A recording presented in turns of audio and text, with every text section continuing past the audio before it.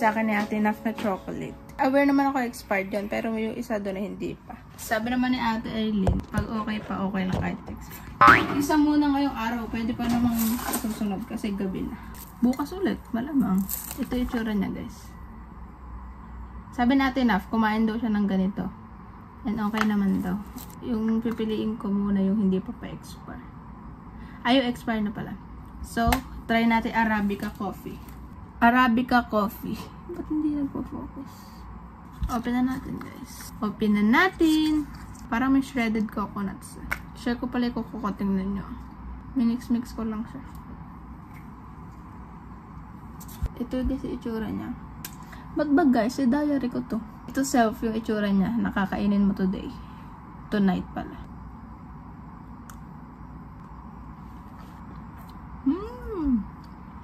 Actually, hindi ko alam kung ano yung Arabica coffee. So, mag-base na lang tayo sa pangalan na Arabic coffee. Hindi ko kasi makita, guys. Gusto ko yung texture ng chocolate. Matigas sa labas, tas ano, chewy yung loob. Ang sarap. Sarap? Sarap. Sarap. So, itatago ko yung box na to kasi maganda. At ngayon, ang day 2 ng pagtikim ng ng chocolate na expired. So, kauuwi lang namin. Actually, 11 PM na. Titikman ko na siya since nakarami ko naman ang nakain. Saga rin na. Ito. Ang expired na tong isa is 25 pa. Actually, guys, may i-reveal ako. Sorry, guys. Ito is rose ganache. Ganache? Ano ba to? Kayo naman magbasa. Kung ano man to. Let's go. Ooh. Oh, may red, may pink siya. Malamang rose nga. Ito guys. Actually, mas maganda to kaysa sa kanina. Kagabi. So, wala siyang any buttery trace. And ala rin siyang coconut shreds. Let's taste.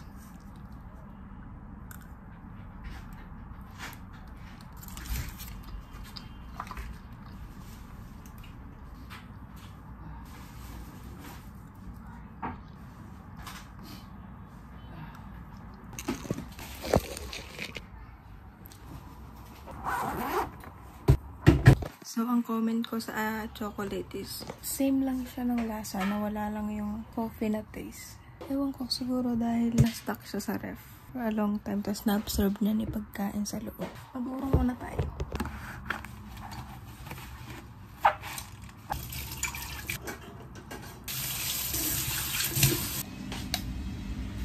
And, ngayon ang last day ng pagtikim ng expired na chocolate. Hindi ko na makalimutan, mag-aalas 9 na. Buti na lang yung ano ko, meron pa ako natitirang 240 calories.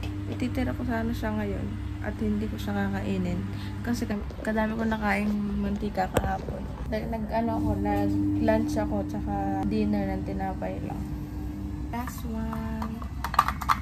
Ito, hindi pa siya expired. Sa ano pa, 25 pa. So, 10 days na yun.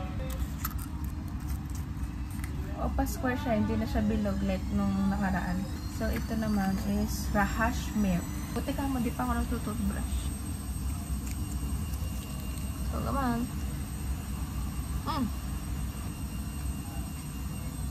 Akala ko same lang siya nung dalawa. Diba yung dalawa ano siya? Chocolate sa loob. Ito hindi. Milk talaga siya. One more.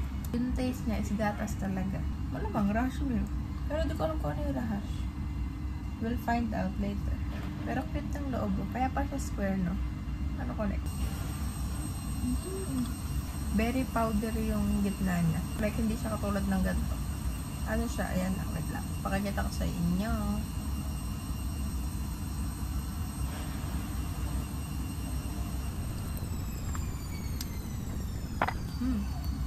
Siguro, ang pinaka-favorite ko sa tatlong chocolate na pa-expire and expired is yung Arabica coffee. Yung tinikman ko nung first day. Since, di ba, sabi ko nga, nagugustuhan ko na yung lasa ng coffee and then parang araw-araw na rin ako nagko-coffee. Ganyan. Tubig, wait lang.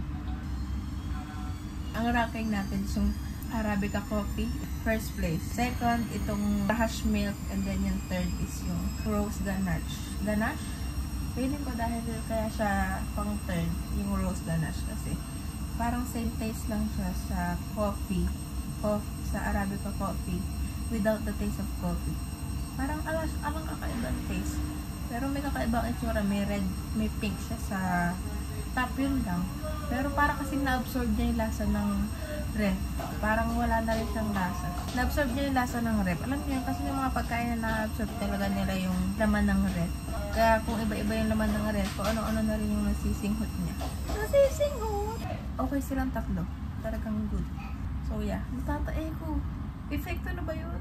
Okay. So, ito ang pruweba na okay lang kumain ng expired basta na-store siya ng maayos. Wala nangyari sa akin. Hindi nga ako nagtae. Bye! Mag-uurong pa ako kung madagdag-urongin pa to. Buti na lang talaga hindi pa ako natututbrush. Kaya matututbrush na ako, guys. Guys, matututbrush na ako sa ito ang expired na pagkain tinikman mo before ka mag-20.